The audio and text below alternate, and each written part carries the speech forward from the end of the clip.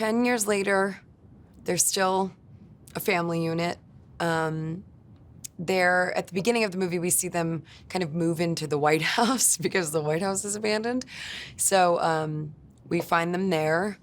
And as the years have gone on, zombies have evolved a bit. There's a group of zombies that have kind of evolved and are much, much harder to deal with. So they're learning this sort of new landscape of the zombies, and some of the rules that used to work don't work as well anymore, Columbus's rules. And they're also sort of, struggling with dynamics between them. Like Little Rock was 12 in the last one, and now she's 22, so she's really wanting to kind of break out of the nest and be free and become an adult and be treated like an adult. And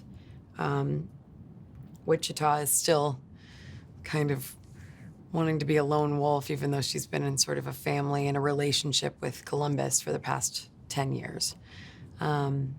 So there's lots of fun to be had along the way. Plus, we get new characters, which is kind of exciting.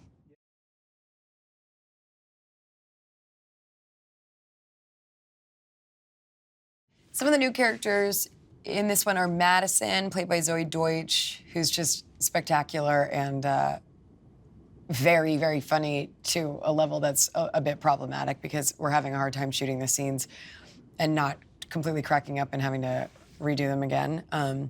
She sort of seems like a Paris Hilton-esque girl that wears a lot of pink, juicy tracksuits and puts on like a lot of hand lotion. So she's pretty hilarious. And then there's Berkeley, played by Avin Jogia, and he's a kind of like a hippie, very, granola sort of guy that's a pacifist, that doesn't believe in violence, even in Zombieland. So all he really carries with him is a guitar to play other people's songs and call them his own. So, yeah. And then there's, more fun surprises, too. Oh, there's Rosario Dawson. She's playing Nevada, which is a very fun moment in the film. And, other surprises, too.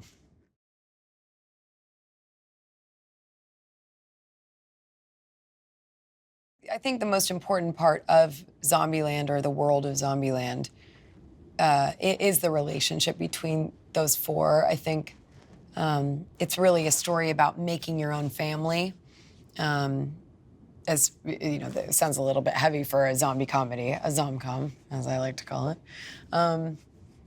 But I think like a deeper message, even in something like Zombieland, is that even when horrible things have happened or it feels like the world's falling apart, you do kind of create your family and you do choose the people that you love and you want to stick with. And that's what these four people have done. Obviously, Little Rock and Wichita are sisters, but I think Columbus is really the kind of glue that holds the whole family together because he so desperately wants that family, and it's so important for all of them. And in that, you have big personalities and funny dynamics, but at the end of the day, I think it would be fun to watch those four people, whether there were zombies, running all over, or they were having to deal with the post-apocalypse, or if they were just, hanging out in the world as it is now. And, oh wait, it is a little bit like the post-apocalypse right now. Not in every way, but in some. Well, they'd be great anywhere.